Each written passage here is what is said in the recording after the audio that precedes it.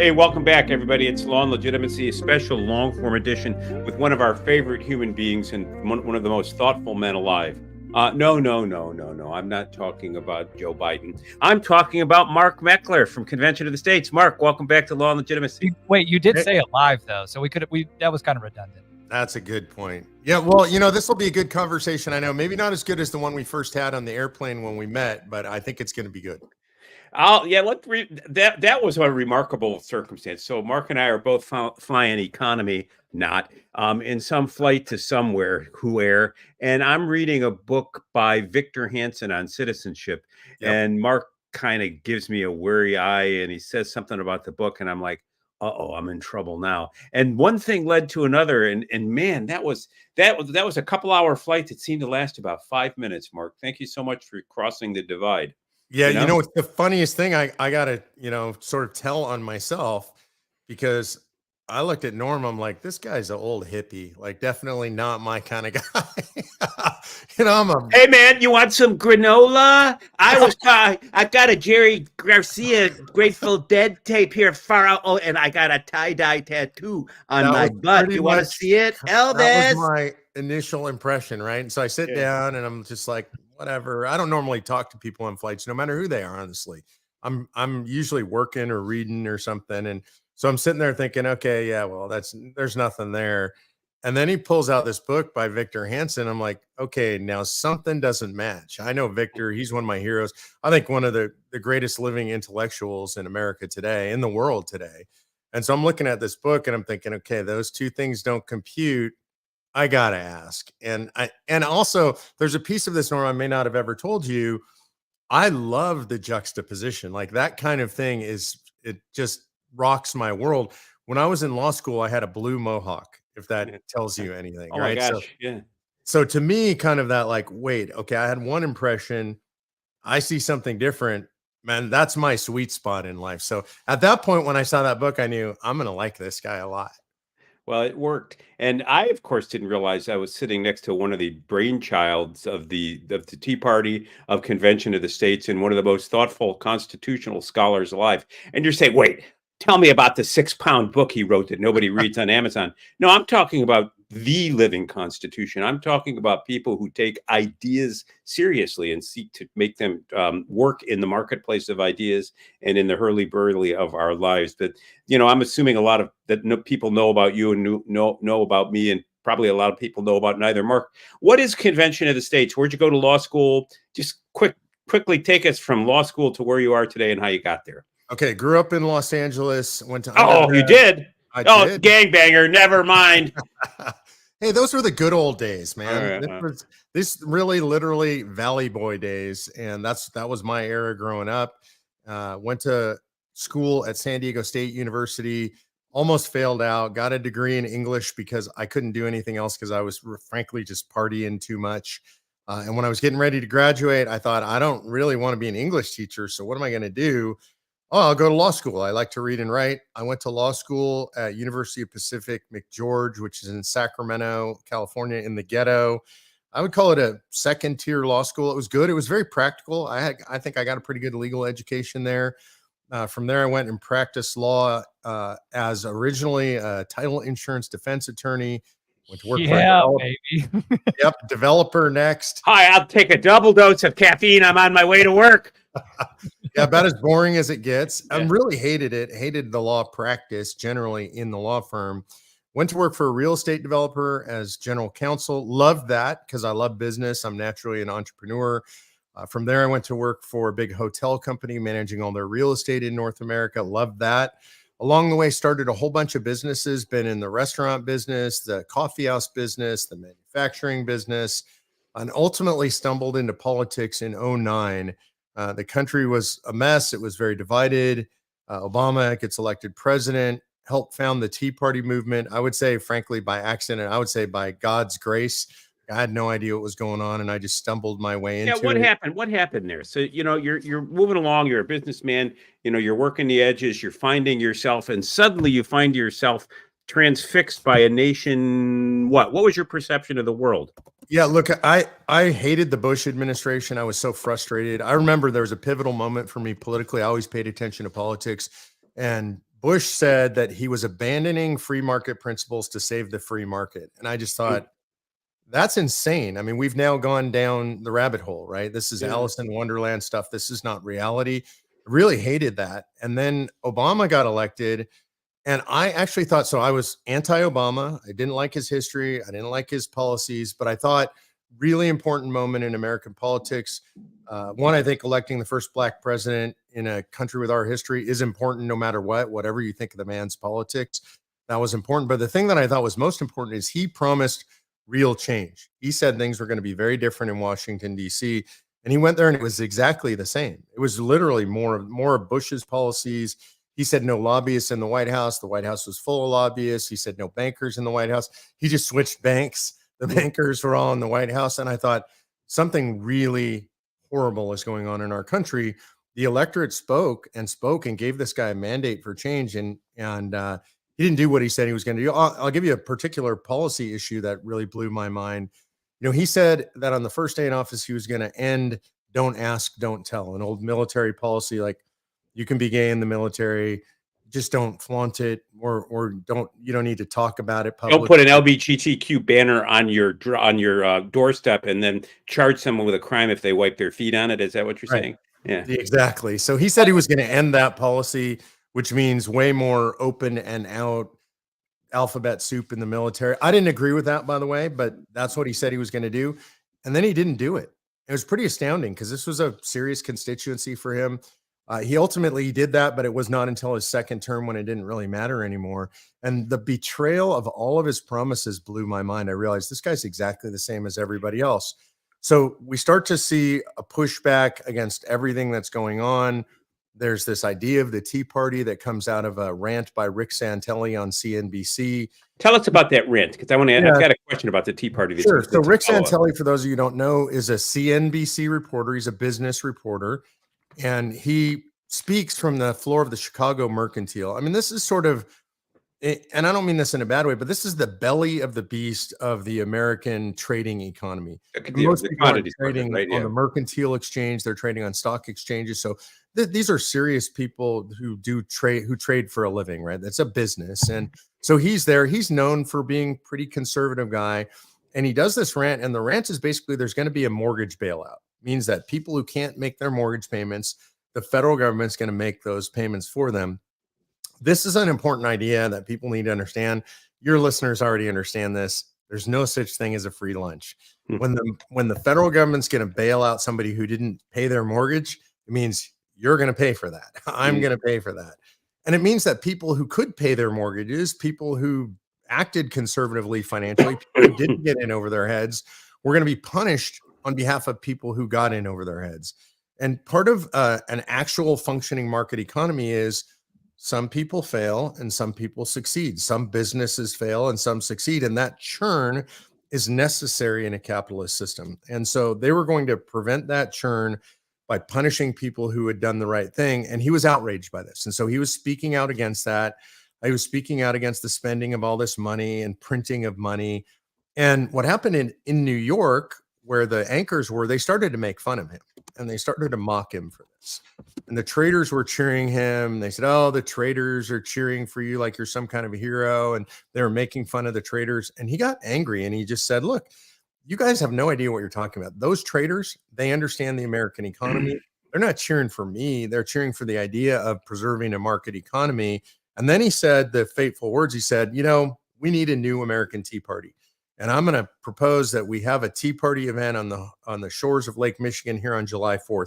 This is February 20th of 2009. So a long ways off, he proposes this. And he said, I'm going to host this and all productive people should gather. So he finishes. Rush Limbaugh, among others, picks him up, picks this clip up, starts playing it all over the country. And people start getting pretty agitated about this. And the idea of a Tea Party starts being discussed. The next day, there is a conference call made up of people who were on Twitter. They were organized under the hashtag TCOT, TCOT, which stood for Top Conservatives on Twitter. It was just a rating engine. 12 people showed up on this phone call. I was not among them, and said, we should have a Tea Party, but let's do it sooner. If we wait till July, who knows what happens? The momentum's here. Limbaugh's talking about it. So they proposed February 27th, 1 week later. I was one of the people to hold one of those protests. There were 35 of us around the country Wow. that did this. I was in Sacramento, California. I held one. About 39,000 people came out on that first day. By the way, almost nobody knows about that. That's not what most people think about when they think about the Tea Party starting. What they think about is after that happened, people like me and others started networking with each other and saying, we should do this again. If we had 35 of them on a week's notice, what would happen if we had 6 weeks notice? And we picked tax day, April 15th. So tax day Tea Party is where that comes from. And on that one, we started really organizing. And by the day of the tax day Tea Party, April 15th of 2009, we had over 850 of them around the country. 1.2 million people came out. That was the largest single day multi-city protest in human history. That's how I ended up involved in the Tea Party movement. Okay, respond to this. I read this just last night in a book that I'm reading now called White Lash. It's about white rage, I guess you'd call it. Everybody's a white supremacist. His view, unless you agree, if you agree with him, you're fine. If you disagree, you're a white supremacist. Tea Party, he says, a white lash movement of people freaked out because we had our first black president. How much truth is there to that, if any? Yeah, there's zero truth in this. And here's what I would say as a factual response to this. And I've actually had to deal with this many times over the years, specifically in regard to the allegations of white supremacy in the Tea Party movement. I'll tell you a story first, and then I'll factually support this. So I got invited to speak to the editorial board of the New York Times, as you can imagine. Oh, what was that like? I once interviewed there for a job, by the way. There was so much dark wood in there. I thought I needed a sun lamp after 5 minutes, Hostile environment, as you can imagine. Yeah. I felt like I was, Have you read Roots? Yeah. What are you doing for Kwanzaa this year? Darth Vader sat at the head of the table, breathing deeply, is what it felt like. And it really is incredible. It's a beautiful conference room. You're looking out over Manhattan. It's like something out of a movie. And so I'm sitting there and making chit chat, and everybody's basically kind before we start. And, they all file into the room, and it's very intimidating. And how many people came to the meeting? There were probably 15 people in that meeting. That's about right. Yeah. Okay. And so sitting in there, the first question, I wish I could remember the name of the guy that asked it. Black journalist asked me this question. He said, I recently went to a Tea Party meeting in upstate New York in an all-white community. It was all white people at the Tea Party meeting. And I walked around trying to figure out what's the common theme that brings these people together. And he said, I figured it out. And I figured out that it was the hatred of the Black Kenyan Obama. And I looked at him and I said, and he said, what do you have to say in response to that? And I said, that's probably the stupidest thing a journalist has Did you ever say that? said. Oh, yeah. And I wonder why the interview was a little tense. Yeah. And he looked really, blown away that I would say who that. it was? Was it Charlie Blow by any chance? No, I don't know. Yeah. And I said, well, let me explain.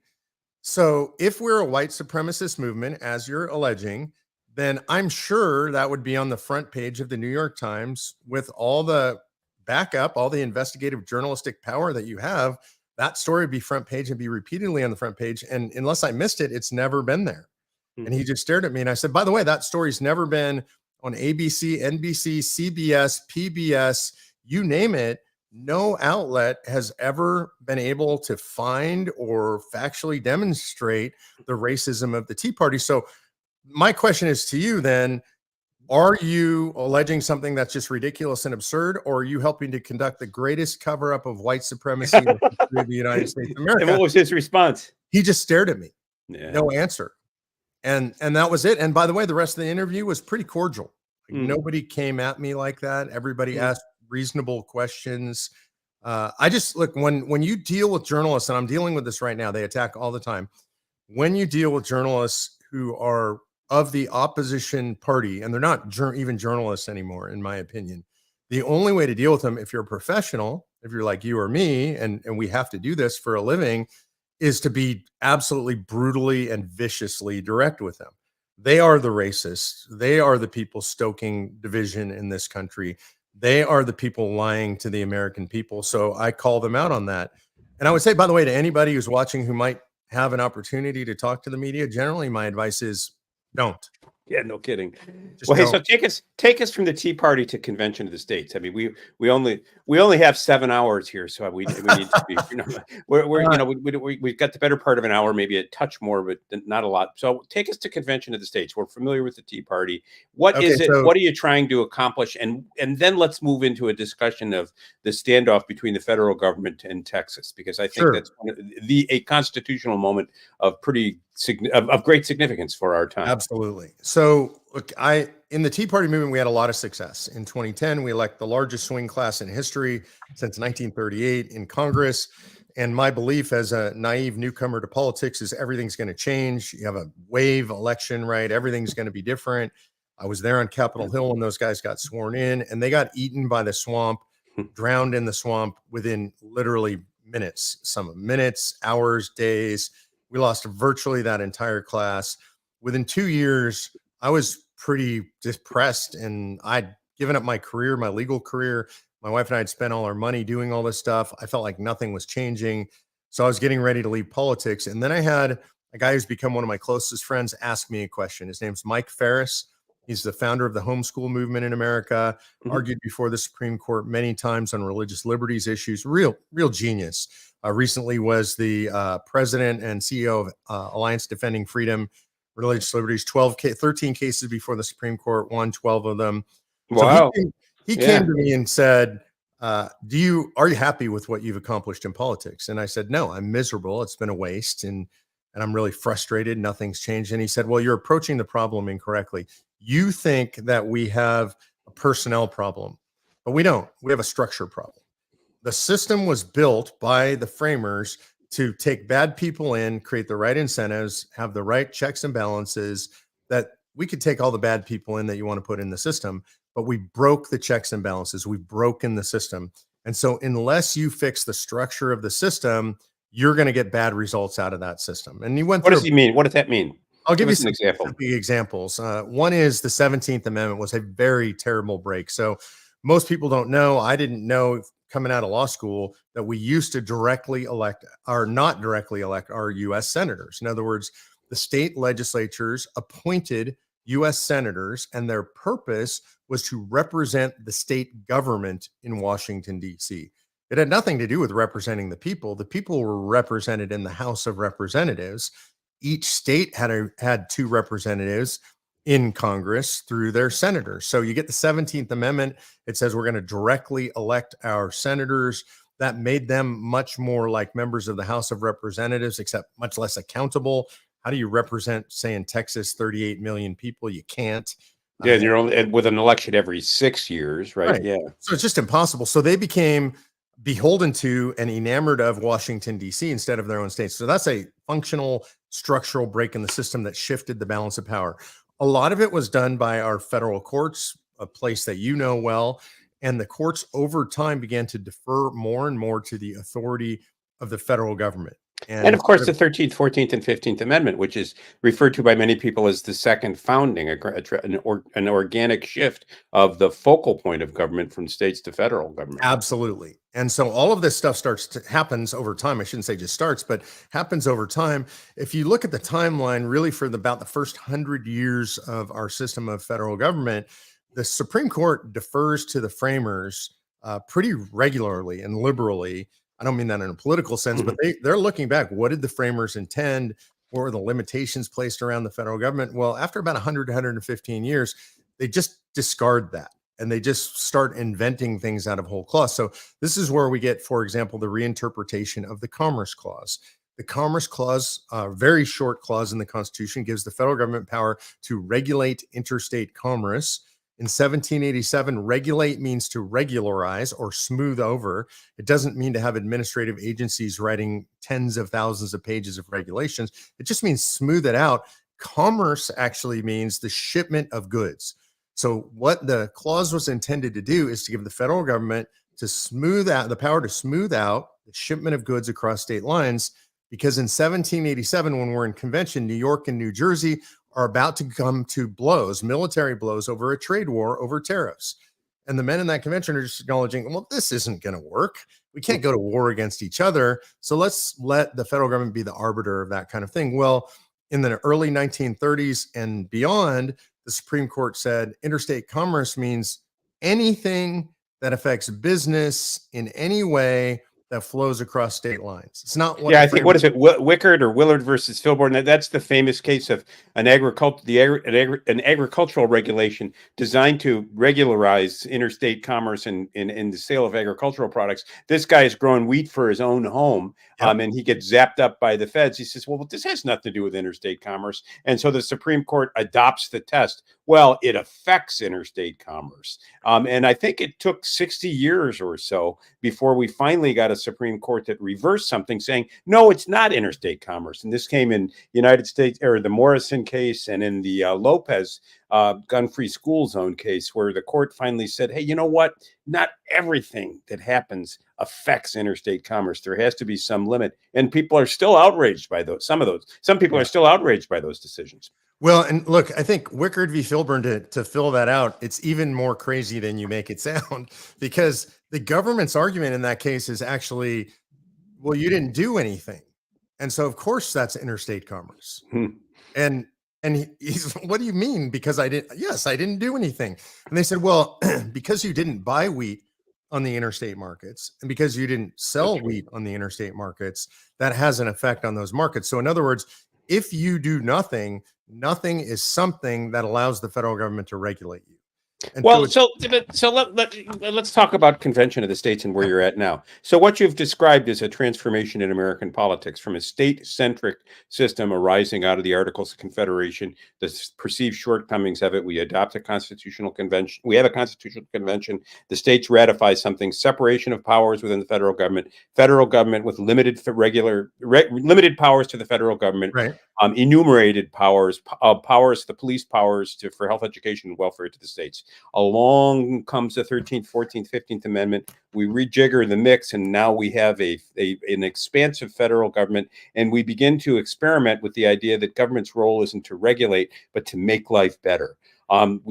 As a result of activities during the Great Depression and thereafter, we end up with a headless fourth branch of government, the administrative state, and now an expansive notion of government's ability not just to smooth over or make possible commerce, but to enact visions of the good life and compel them nationally through a regulatory apparatus.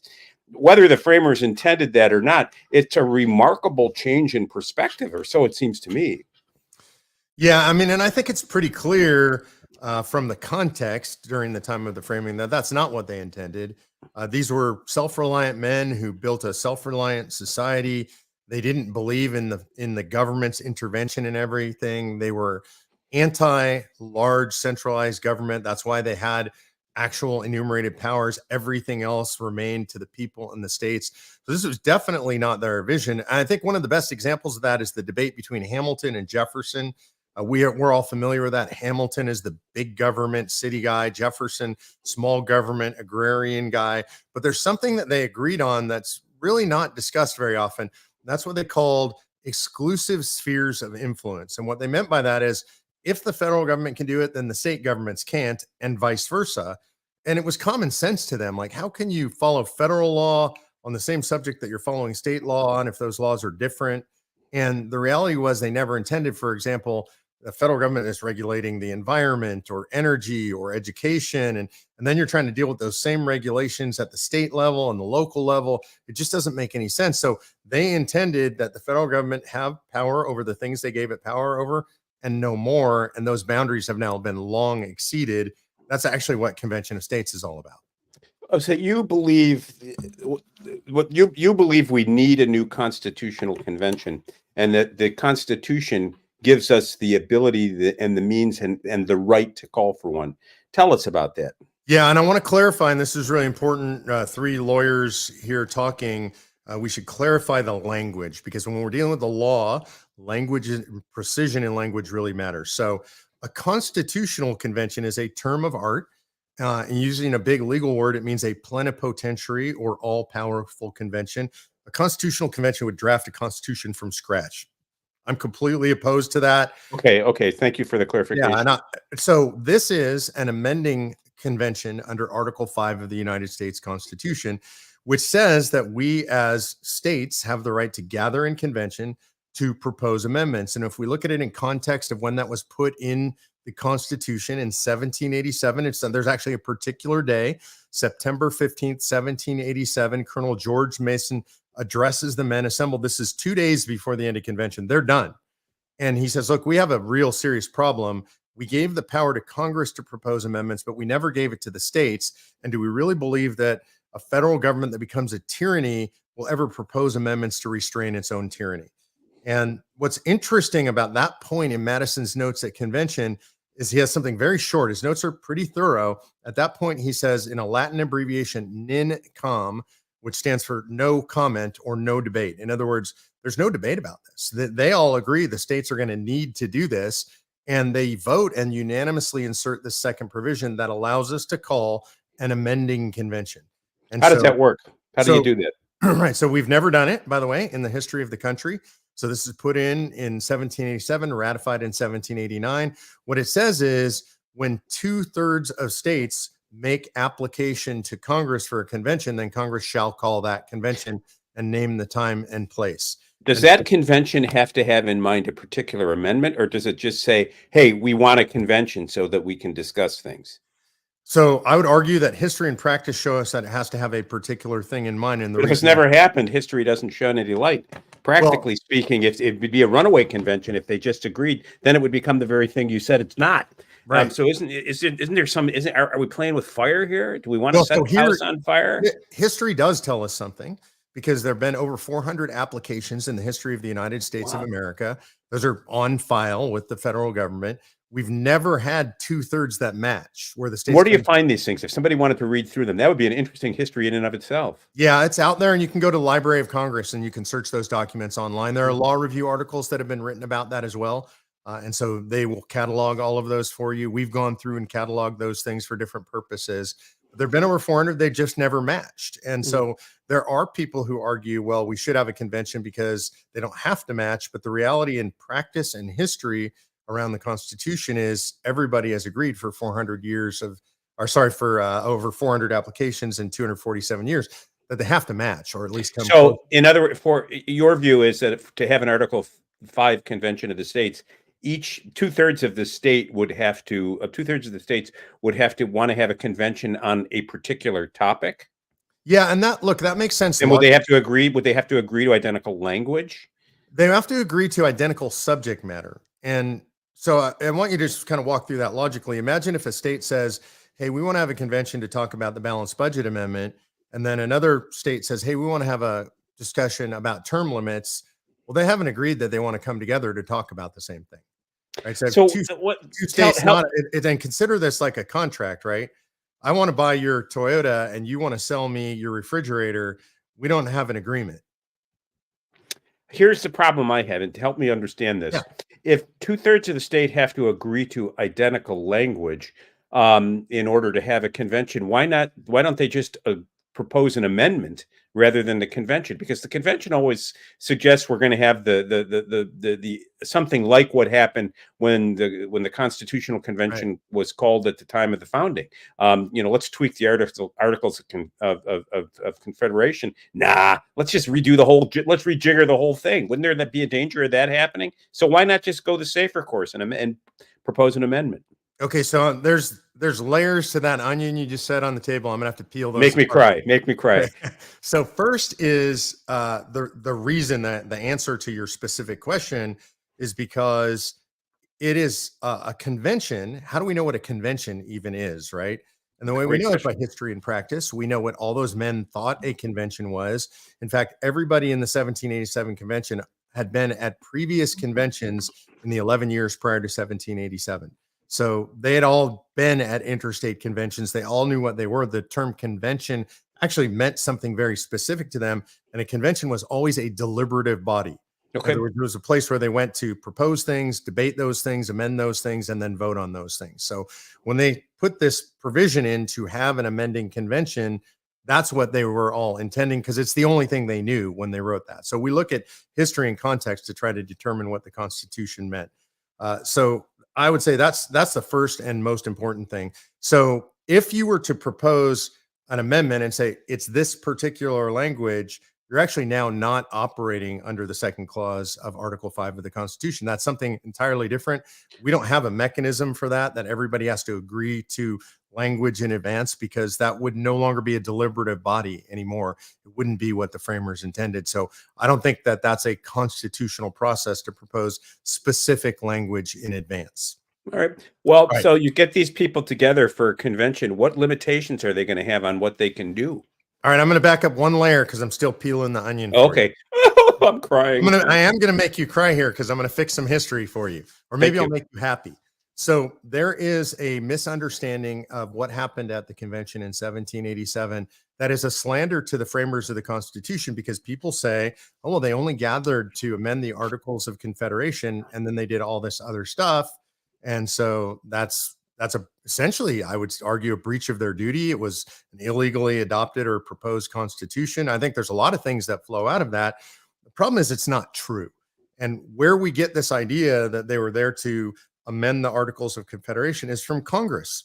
Under the Articles, they had no power to call a convention, to propose a convention. That's just not in the Articles anywhere. What Congress did is, once 7 states had already called for a convention under their state sovereign authority outside the Articles of Confederation, then Congress issued what they called, by their own language, a recommendation. We recommend that the states gather in convention to amend the Articles of Confederation. They knew they had no power. They didn't call the convention. They had no power to limit what the convention talked about under the Articles of Confederation. So now let's look at what the states thought they were doing when they went to convention. 7 states, the first 7 states, starting with Virginia, issued calls for convention. And then they issued what were called commissioners to their commissions to their commissioners to convention. And if you read those commissions, you will find language that says the commissioner has any and all authority necessary to render the federal constitution adequate for the exigencies of the union. And so what they said is, no limitation on your authority. Go do whatever you got to do. We got to fix this stuff. And one precise language point I got to make right there, they said render the federal constitution adequate. So there was no constitution. So there was Articles of Confederation. They didn't have it. Yeah, I mean, Why would there was they no, yeah. Well, the reason is because when they said the federal constitution, the word constitution meant how our government is constituted. And so they were just saying, go fix the government, no limitations. There were actually 2 states that put this Articles of Confederation language later on in their limitation of their commissioners. Those guys didn't even vote on the draft constitution. So they were well within their authority. I think it's important. We need to correct the historical record and the slander against the framers. You know, slander is a big word there. I mean, my view is that, you know, this was an exercise in popular sovereignty. And, you know, for whatever reasons, people were recognized as speaking with the authority of their communities. And they created something of, you know, not out of nothing, but out of the tools at hand. And that's a power in a democratic theory that people always retain. So, I mean, I'm going to push back on that. I think that's true, generally speaking. But when you are somebody, and this goes to basic agency law, when you're an agent carrying a limitation on your authority, and then you exceed that authority, I think you could argue that what you've done is null and void in total. You didn't. Well, let's not forget, you know, of the colonies, it took only 9 to ratify, and several didn't. So they were brought into the Commonwealth, as it were, into the Republic by default, without their consent. So, you know, that's not true either, because they weren't brought in. They were outside the new federal system until they did ratify later. Is that true? As a matter of fact, that they weren't bound by the treaties of the United States. They didn't send representatives to Congress. They did not send representatives. And one of these states didn't ratify until just recently. That's not. They did send representatives to Congress all those years without ratification. Somebody not sending or not ratifying until recently, I'm certainly not familiar with that. I got to double check that. I may be wrong. I may be thinking of one of the amendments that wasn't or ratifying the Bill of Rights. I think there are arguments that you're saying that apply potentially to the 16th Amendment, the federal income tax. I think there's also, with respect to the Bill of Rights, some states didn't ratify them until long after. The Bill of Rights is a whole nother discussion, because states were actually voted for. They were forced into ratification of the Bill of Rights. The southern states were. So what I'm struggling with is the concept of legitimacy, of the felt necessity for government, and of viewing government as adequate, necessary, and capable of meeting our needs.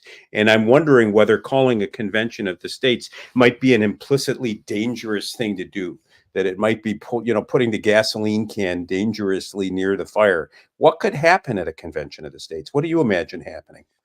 Well, I mean, the crazy thing is the Convention of States has all the power in the world to make suggestions and nothing else. So what could happen at a convention? They could make suggestions. That's literally it. So when people say they fear a convention, I don't understand that. I've never feared a meeting of any kind in my entire life where people were going to debate, discuss, and make suggestions. The convention has no power to do anything outside of that. So why have it then? Well, because once they make suggestions, then those suggestions are sent out to the states for ratification. And potentially, then at that point, if you can get 38 states, a super majority to agree, then you could get amendments restraining the scope, power, and jurisdiction of the federal government. And that's the goal. That's what we're shooting for. That's the golden ring. All right. So you want the convention to gather together people to discuss common problems relating to how we're governed, with the idea in mind that out of that convention could flow recommended amendments that would go back to the states. They'd have the imprimatur or the authority of this unique historic body.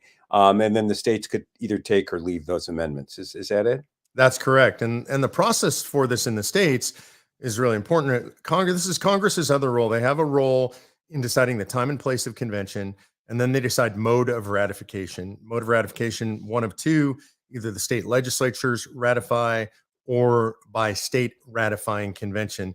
Interestingly, the concept of state ratifying convention, not addressed in the Constitution, what that means exactly. We've never used that mode of ratification with the exception of the repeal of the Prohibition Amendment. So the Congress or the state legislatures didn't really want to be involved in that. They wanted that to go out to the people. But the state legislatures decide what a state ratifying convention is. So one way or another, the state legislatures will decide the method of ratification in their own state in truly federalist fashion. And it takes 38 states to ratify anything that comes out of that convention. And this is important to me. I think this is the ultimate safeguard, Norm, because the question is, could we get anything radical, left or right, ratified by 38 states? And what if you're a member of what, the 39th or 40th state, and you think they're wrong? Why should you be bound by what they have to say? Well, because we live in a system with protections for the minorities, but a measure of control by the majority. And this is the highest level of majority for anything in the United States of America. In other words, there's nothing else that requires 2/3 of states to just discuss, 3/4 of states to actually decide. And so if you're going to be part of a republic, which these states have all chosen to be, then you've agreed to be bound by some sort of majority. And in the idea of changing the Constitution, the framers wanted this to be really difficult to do, and you had to have a super majority to do it. What change do you want to bring to the Constitution? We're at the Convention of the States. Meckler stands up to speak. He proposes an amendment be sent to the states for their consideration. The amendment does what? Well, so I want to make a distinction between what I would want, like what's Meckler's fantasy, versus what I think I could get. You got to start with a dream. I mean, if you satisfy for what you get, you marry the ugliest girl in the class, and you have kids who hate you. So I have two that would be my absolute top priorities. I think first would be the repeal of the 17th Amendment, and I think that would rejigger the balance of power in a way that's super important. I would want senators from my state to go to Washington, D.C. I would want them completely controlled by my state legislature, so that mostly what they would do is say no to usurpations of state authority by the federal government. So that would be one. I don't really believe that we can get that one passed. People don't like the idea of having their vote for their senator taken away from them. They would say that's undemocratic. So that's not one I think is super realistic. The second one I would want, which is a stretch, but maybe realistic, is I would want to rejigger the Commerce Clause. And I would want to take that away from the Supreme Court, move in the direction that they have moved in limiting the application of that to federal government authority. I think we could do away with a huge amount of federal government power, federal agencies, by saying that the Commerce Clause really is intended to deal with the shipment of goods across state lines. Now, We live in a more technological area. It might be the movement of information across state lines and things like that might be necessary, the movement of passengers across state lines. But if we were to limit the application of the Commerce Clause and the interpretation to something closer to what the framers intended, it would dramatically limit the scope and the power and the jurisdiction of Washington, D.C. over our lives. Some people say that in a complex, interconnected economy and world, there is a need for a strong federal response to coordinate the response by the states and assure the collective welfare of all. And what's more, only the federal government has the resources to adopt and enact an efficient and comprehensive regulatory scheme. How would you respond to somebody saying that? Yeah, I would say, how's that working for us? I mean, look at the world we live in. We are $34 trillion in debt.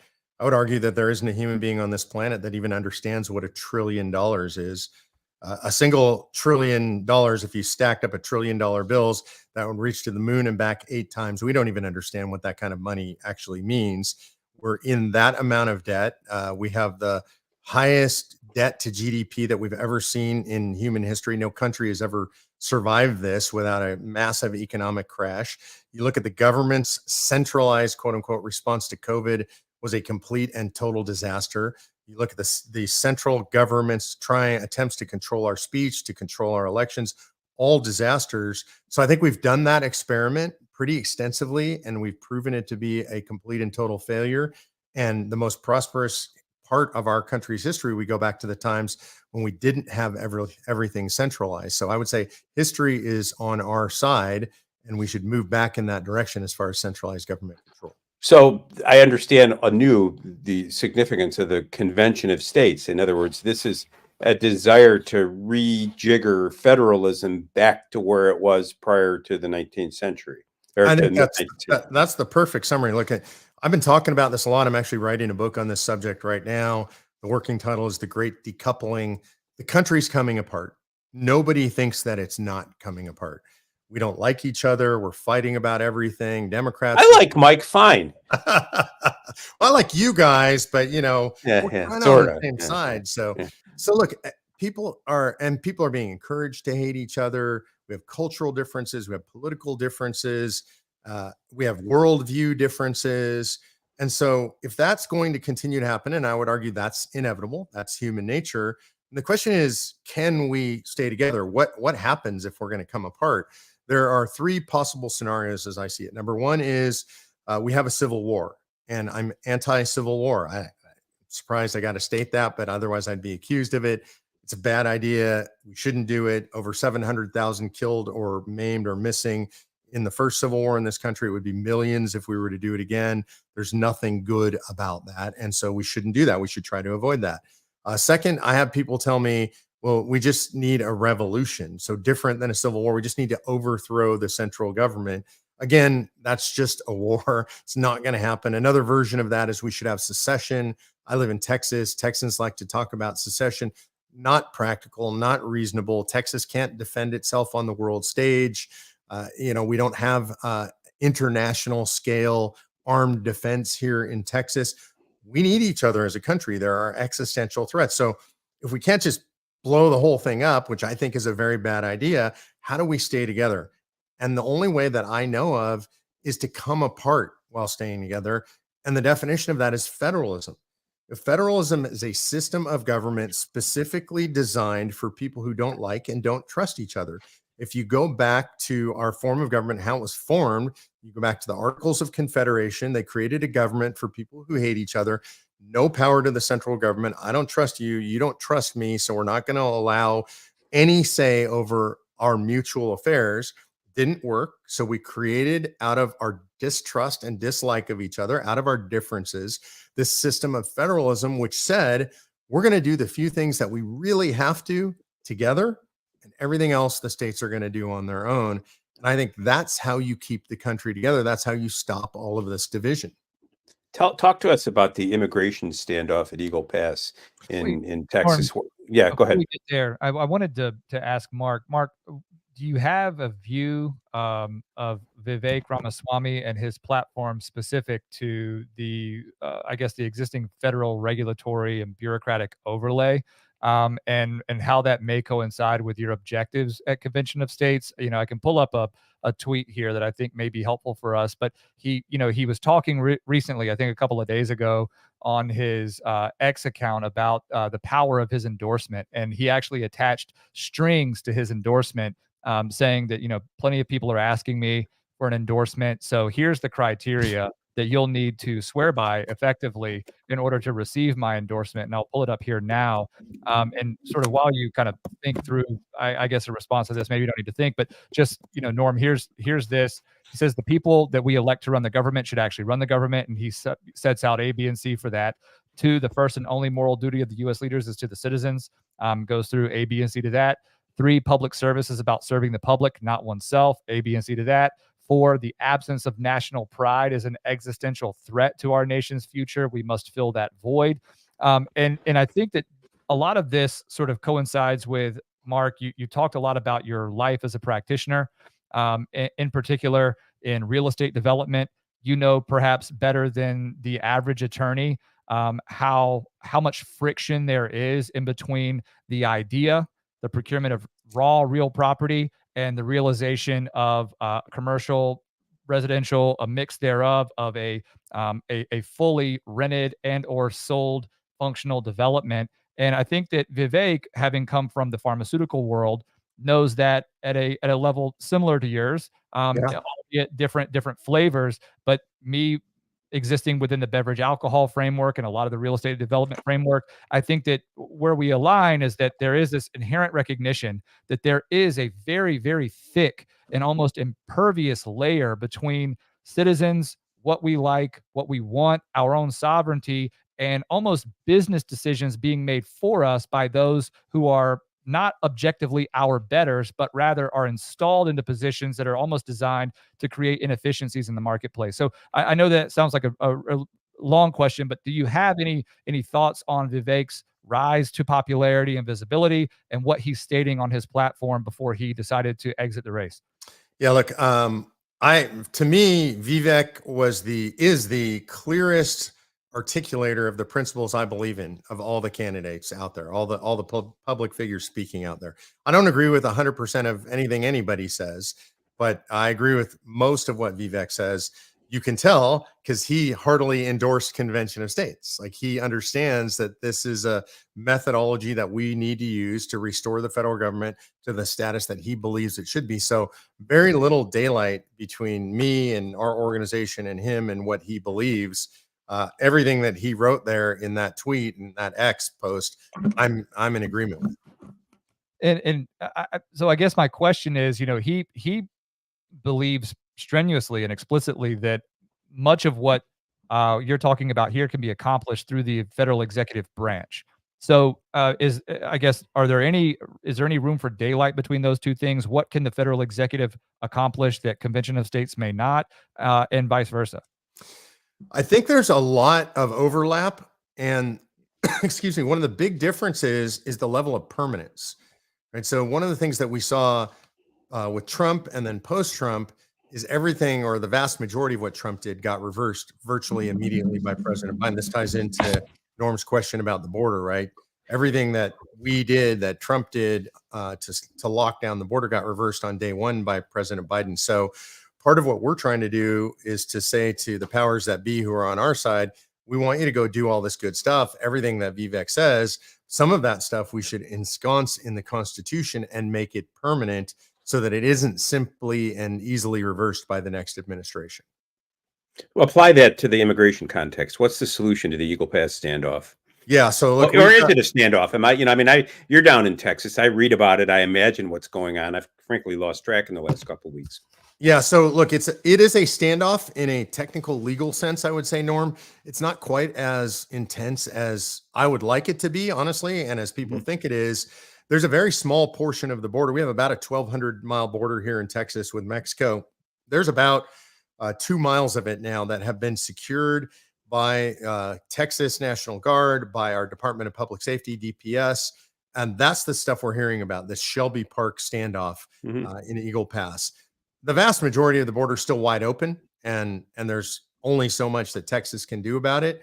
I think the governor's chosen a wise strategy. I think he's testing out strategy and saying, okay, well, if we put up this razor wire and that goes to court, remember, Texas sued the federal government about destroying razor wire, not the other way around. If we go to federal court, what do the courts do with this? And then what do we do in response to that? Instead of trying to lay 1,200 miles of razor wire, you experiment in a small portion. You figure out what's going to work its way through the courts and what's going to stick and not stick. So this was a test case where he was looking to establish larger principles? That is my opinion, yeah. And I think partially what he's trying to do is set the case up to challenge a Supreme Court case, U.S. v. Arizona. Governor Jan Brewer tried to enforce immigration laws under Arizona law, and the Supreme Court said, no, you can't do that. And I think we have a very different Supreme Court. I think there's a good chance that the Supreme Court would come down differently. And I think that Abbott, in fact, I know Abbott and our Attorney General, Ken Paxton, are looking to set up a challenge to U.S. v. Arizona to allow the states to enforce some of these laws. To flip that over into the Convention of States arena, one of the things we could do under our application, and I'm promoting very heavily right now, is we could give the states concurrent jurisdiction. In other words, say that the states do have the authority to enforce the border and enforce immigration laws, and just give them that constitutionally so we don't have to fight about that. And that would allow Texas to stem the flow right now without trying to talk about, do we have an invasion or not an invasion? What is an invasion? The states should just inherently have that authority. Yeah, I'm not persuaded by the rhetoric of invasion. I know why Abbott has to do it, because he wants to use the invasion clause to say that the states have retained the power to respond. But it just feels a little overdone. It feels like he's stretching things a little bit too far. But how would concurrent power work? I mean, as I read the Arizona decision and others, one of the preoccupations of those jurists is the federal power to conduct foreign affairs, and our behavior with respect to immigrants might have a negative impact, on the management of international affairs. I was stunned to read recently about the greatest lynching in American history took place in New Orleans, I believe, in the 1890s. Italian Americans were taken from a jail and lynched.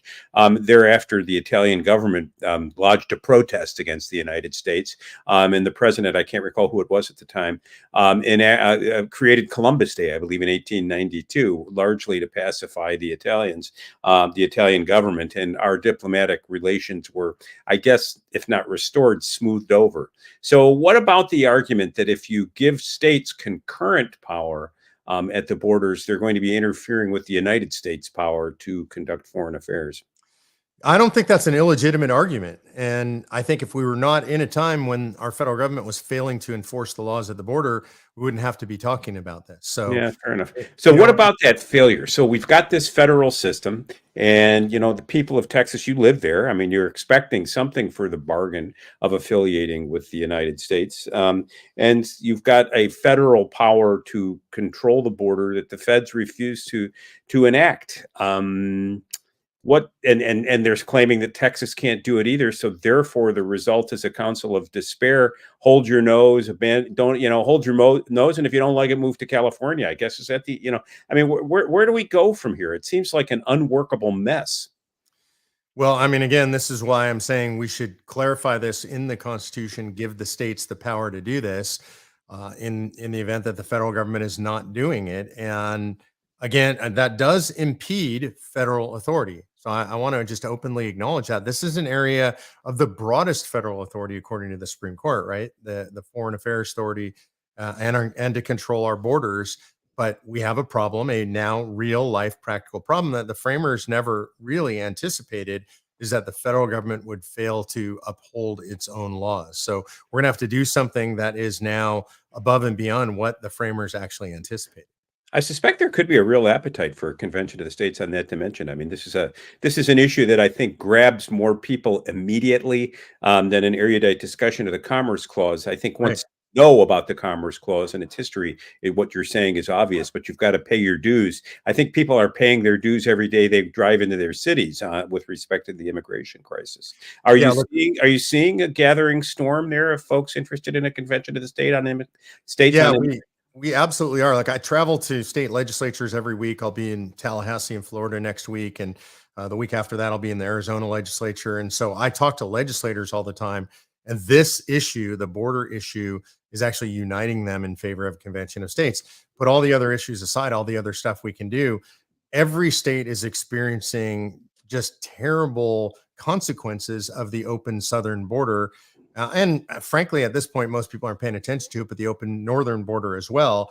And they understand that we're going to have to do something about it. And they really understand the federal government is not going to do something about it. So they're looking at this as a way to take this power into their own hands. I want to return to a theme we touched upon earlier. Many people say that our response to the border problem, to immigration, is a reflection of a longstanding xenophobic reaction or fear of strangers, and thus this combined with our particular moment in American history, it's yet another iteration of white supremacy. Right. Do you get a pushback from this from legislatures, or is this just a CNN talking point? No, I hear it from the leftists in our legislatures for sure. And the reason I laugh about that is because I'm from Southern California and I now live in Texas, in Central Texas. These are about as, I hate to use this term, but about as integrated places as you could possibly be. If your family's been here more than a generation or two and you live in Texas, then we have white families are all intermarried with the Hispanic families. It's impossible not to have this. Closer you get to the border, the more you see of this. Texas is about the least racist place you could possibly imagine on earth, especially when it comes to Hispanics. I mean, it's just, that is our culture here in Texas.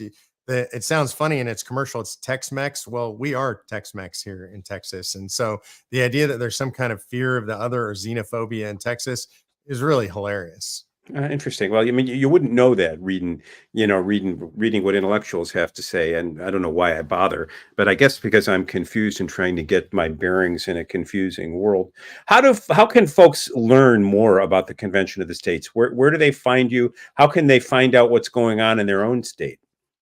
Yeah, they can go to conventionofstates.com. If they're interested in getting involved, they can sign the petition, click on the Take Action tab and volunteer. But everything we've got going on is there. They can follow me on X just at Mark Meckler. And I'm pretty much there every day engaging in whatever debate's going on. So I'm happy for folks to engage with me, and I try to respond to as many comments as I can. Realistically, go ahead, Michael. I have a question. Just as you travel and talk with various legislators and you were talking about the uniting force that the immigration issue is occupying right now. I'm still curious from sort of a state to state, I guess we can call it sort of a governorship level, and then above at the federal level. What is the incentive structure on the other side? Do you have any insight in these discussions? Are you learning about some sort of foreign influence or anything? And I'm trying to bait the question to say it's, the WHO or something like that, but it's curious to me that we have this sort of pencil neck class of bureaucrats and those in sort of governor seats all over the country that seem just, I guess, complacent and perfectly willing to watch without any sense of exigency or urgency, without any sort of respect for their role to provide for the welfare and the prosperity that the American dream is founded upon. And I'm just curious as to whether in these conversations you're learning more about the true nature, sort of like something hard. What is the incentive structure on the other side? I would say there's sort of two layers to it. One is we have the ruling elitists, and I want to be careful to distinguish elites from elitists. All three of us on this call today, on this broadcast, are elites.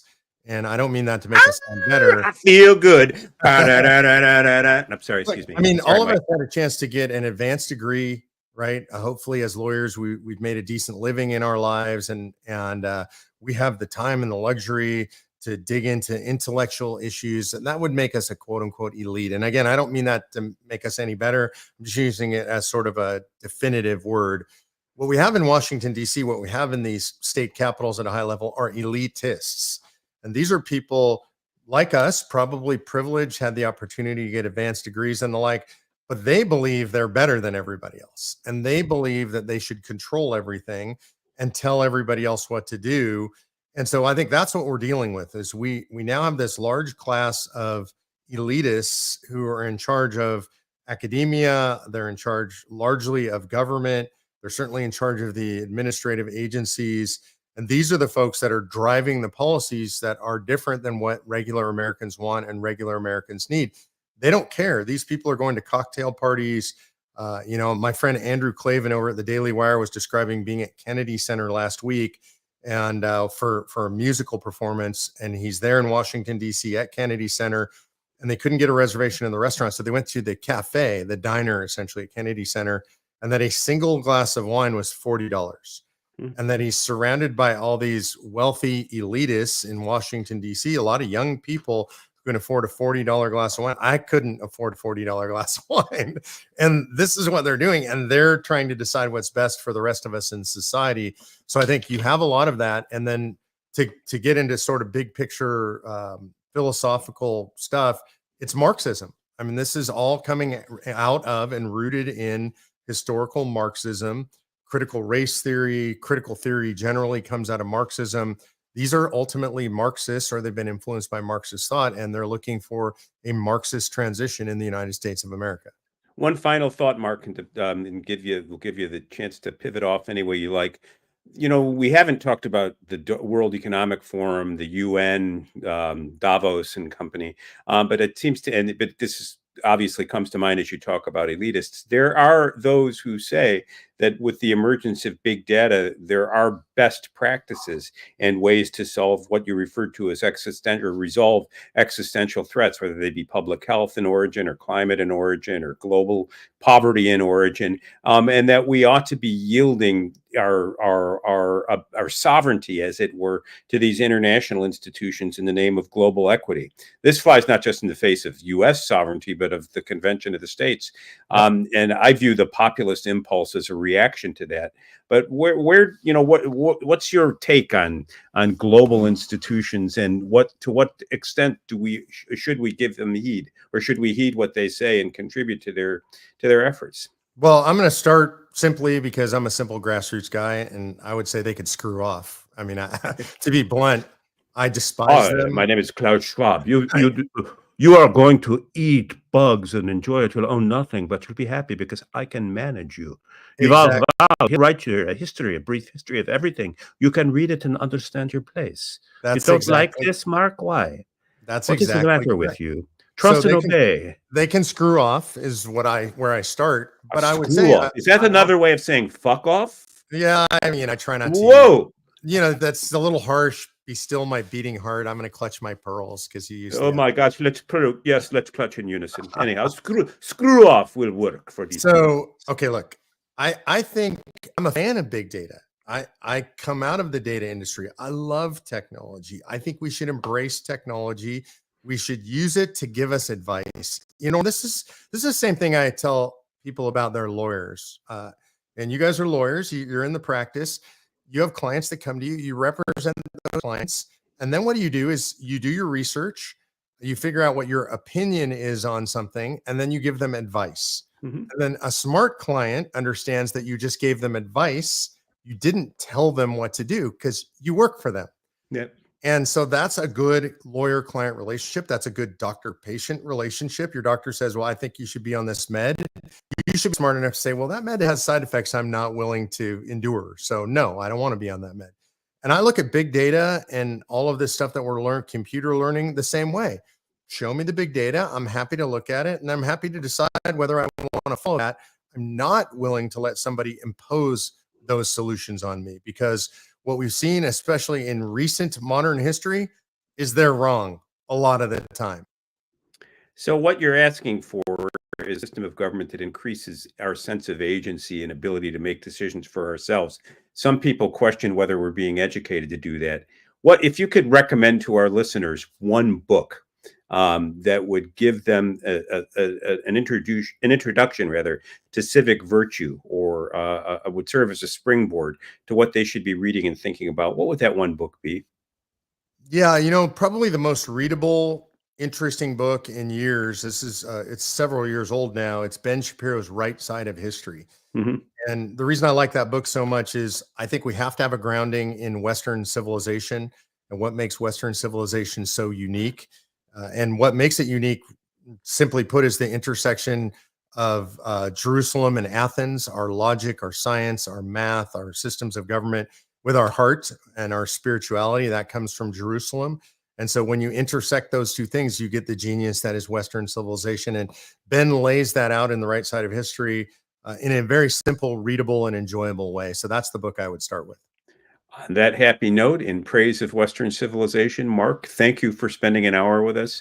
I know you're a busy guy. I wish you luck in state legislatures. Thank you. I hope folks will tune in to what you have to say. You know, I understand better what you're doing than the last time we spoke. Maybe the next time I'll understand it even better.